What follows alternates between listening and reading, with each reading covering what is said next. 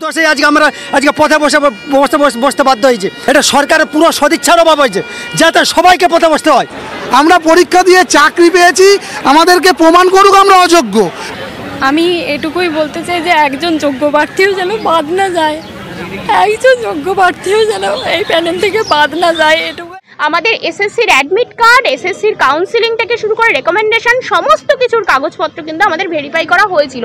তাহলে আমাদেরকে যোগ্য বলতে অসুবিধাটা কোথায়? স্কুল সার্ভিস কমিশন তার দায়িত্ব এড়িয়ে যেতে পারে না এবং তার সেই দায়িত্ব আমাদের দাবি থাকছে সুপ্রিম কোর্টে কারা যোগ্য অযোগ্য সেই লিস্টটা তারা পাবলিশ করুক।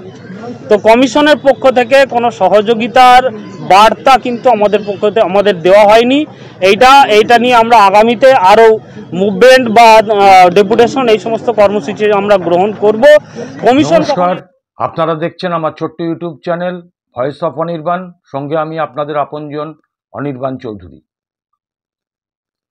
সত্যি এই যে ছেলে মেয়েগুলি যারা যোগ্যতার সঙ্গে চাকরি পেল, তারা আজকে যে কথাগুলো বলছে অত্যন্ত যুক্তিযুক্ত। এ দায়িত্ব তো পুরো এসএসসির। হাইকোর্ট বারবার চাওয়া সত্ত্বেও এই ঘুর পথে, বেআইনি পথে, অন্যায্য পথে চাকরি প্রাপকদের তালিকা হলফনামা আকারে জমা দেয়নি। এমনকি সুপ্রিম কোর্টে গতকাল যে শুনানিটা হলো, সেখানেও কিন্তু এসএসসি ওই অযোগ্যদের তালিকা হলফনামা আকারে জমা দেয়নি। হাইকোর্টে বলেছিল 5,000-এর ওপর, গতকাল সুপ্রিম কোর্টের ধাক্কা খাওয়ার পরে সেখানে বলছে 8,000-এর ওপর। তবে এখন সুপ্রিম ধাক্কা খেয়ে বলছে আমরা অযোগ্যদের তালিকা দিতে পারব। আর দিতে তো পারবেনই, কারণ আপনারা তো জানেন যে কারা অযোগ্য কারা যোগ্য। আমার একটা প্রত্যক্ষভাবে এই সলিউশন মাথায় এসেছে। এটা সম্পূর্ণ আমার ব্যক্তিগত মতামত, আমি আজকে সেটা আপনাদের সামনে জানাবো। আপনারা এই ভিডিওটাকে ভালো লাগলে শেয়ার করুন। যারা চাকরি প্রার্থী আছেন তারাও যদি দেখেন তারাও শেয়ার করুন। যদি ভালো লাগে আপনারা মতামত জানাবেন, আমার সঙ্গে দ্বিমত পোষণ করলেও আপনারা মতামত জানাবেন। তার আগে এই হাইকোর্টের জাস্টিস বসাকের যে ডিভিশন বেঞ্চ সেখানে যে রায় দিয়েছিল, সেই রায় উপলক্ষে একজন হিরো আইনজীবী, যিনি আমার আপনার ট্যাক্সের পয়সায় সরকারের হয়ে কেস লড়ে হেরে ভূত হয়ে যান, সেই আইনজীবী কি বলেছিলেন, কি ঢপ মেরেছিলেন চাকরি প্রার্থীদের, আগে একটু শুনে নিন। সুপ্রিম কোর্ট 5 মিনিটের মধ্যে এই জাজমেন্ট স্টে করবে। আমি আজকে আপনাকে এই মুহূর্তে বলে দিচ্ছি, আমি প্রচারের মধ্যে আছি, তার মধ্যে আমি 5 মিনিটের মধ্যে স্টে করবে বলে দিলাম আমি আপনাকে। একদম কমপ্লিট ইরোনিয়াস জাজমেন্ট। শুনলেন, এইভাবেই প্রতারিত করেছেন দীর্ঘদিন ধরে এই হিরো আইনজীবী। উনি দিনের বেলায় বলছেন না সন্ধ্যেবেলা বলছেন জানি না, ওনার কথাগুলো জড়িয়ে যাচ্ছে। যাই হোক, সেটা অন্য প্রসঙ্গ, সে প্রসঙ্গে আমি আসছি না। তো এখন ব্যাপারটা হলো যে সেখানে দাঁড়িয়ে গতকাল রাজ্য সরকার সুপ্রিম কোর্টে গিয়েছিল। রাজ্য সরকারের উদ্দেশ্য ছিল না যে যোগ্য প্রার্থীদের চাকরিটা যাতে পুনঃপ্রতিষ্ঠিত হয়। রাজ্য সরকারের উদ্দেশ্য ছিল যে ওইখানে যে ডিভিশন বেঞ্চে বলা হয়েছিল যে অযোগ্যদের চাকরি পাইয়ে দেওয়ার জন্য, অযোগ্যদের মানে চাকরিটাকে রাখার জন্য সুপার নিউমারি যে পোস্ট তৈরি করেছিল মন্ত্রিসভা মমতা ব্যানার্জির সভাপতিত্বে, সেইখানে যাতে সিবিআই না ঢোকে, তাদের যেন কাস্টডিতে না নেয়, তাহলে গোটা মন্ত্রিসভা জেলে যাবে। এবং সেইটার ব্যাপারে ইন্টারিম স্টে দিয়েছেন সুপ্রিম কোর্ট। কিন্তু ইন্টারিম স্টে মানে স্বস্তি নেই। আজ না হোক কাল, আমি দায়িত্ব নিয়ে বলছি, আজ না হোক কাল তাদের কিন্তু দরজায় কড়া নাড়া পড়বে প্রত্যেকটা মন্ত্রীর। এবং ওই যে বললাম, যেটা আজকে পোস্টারের ট্যাগলাইন করেছি, যে আগামী দিন আসছে, জেনে রাখুন, বুঝে রাখুন। শুধু এই তো এসএসসি নয়, আজকে একটা সাংঘাতিক খবর এলো যে 2014 সালের যে টেট পরীক্ষা হয়েছিল সেটা নিয়েও আজকে একটা প্রশ্ন উঠেছে। রাজাশেখর মান্তার এজলাসে বলছে ভুয়ো ওয়েবসাইট করে চাকরি দেওয়া হয়েছিল।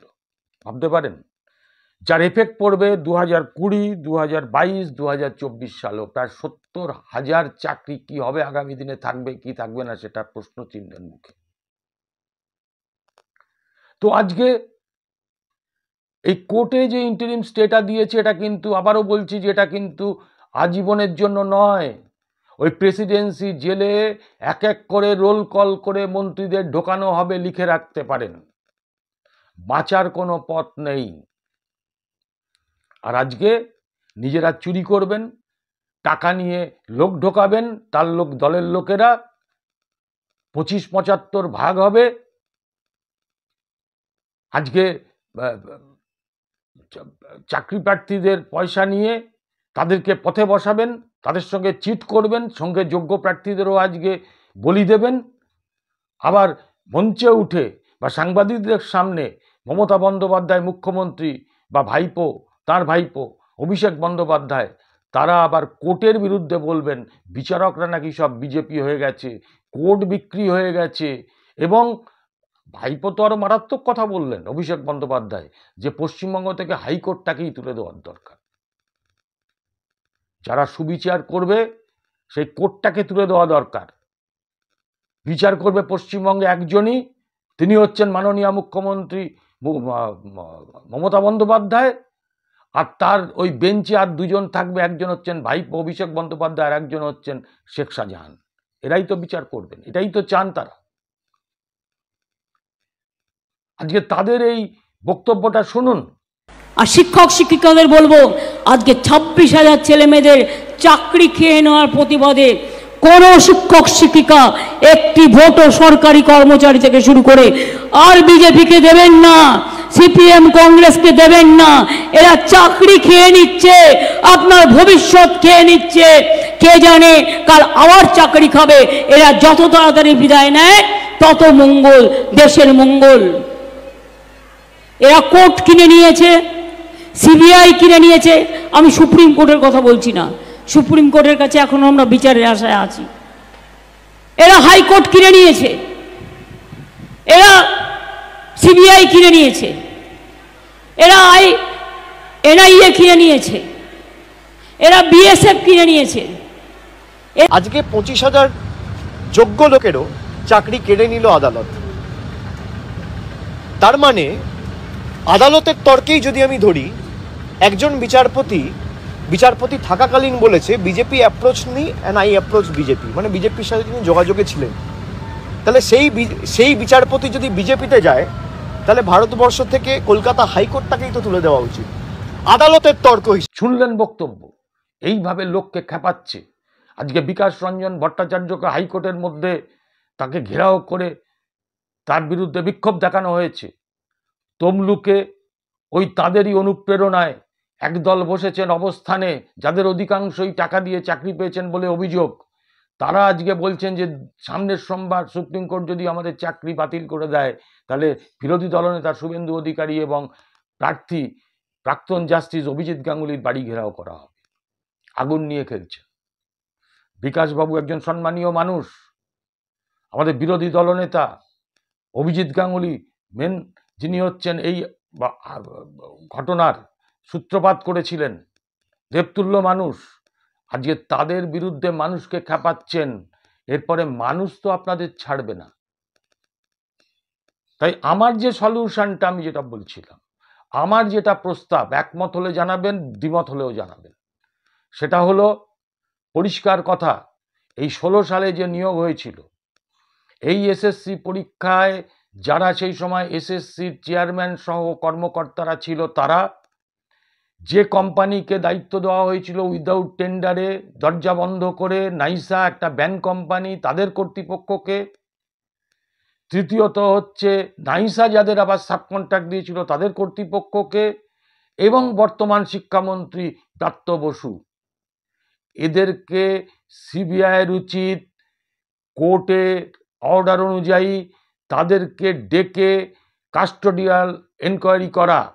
তারা সব জানেন কারা অযোগ্য, তারা জানেন যে এই অযোগ্যদের কিভাবে চাকরি দেওয়া হয়েছিল, সেই তালিকা তারা জমা করুক। এবং সুপ্রিম কোর্টের প্রধান বিচারপতি চন্দ্রচূড়, যিনি স্বাভাবিকভাবেই বলেছেন এটা একটা ফ্রড কেস হয়েছে, আজকে তিনি নিশ্চয়ই বিচক্ষণ, আমাদের সকলের প্রণম্য মানুষ, তিনি নিশ্চয়ই চিন্তা ভাবনা করছেন। কিন্তু আমার মতন একজন অধমের অভিমত হচ্ছে, যদি তার কানে পৌঁছয়, জানি না পৌঁছবে কিনা, যে এদেরকে কাস্টোডিয়াল এনকোয়ারির মধ্যে নিয়ে আসুক। যতক্ষণ না পর্যন্ত সঠিক জবাব পাওয়া যাবে তাদেরকে আটকে রাখা হোক। আজকে এই সমস্ত ছেলে মেয়ে যারা দীর্ঘদিন ধরে যোগ্যতার সঙ্গে চাকরি পেয়ে চাকরি করছে, তাদের যদি আজকে সামাজিক সম্মান নষ্ট হয়, তাদের সম্মান নষ্ট হবে না কেন?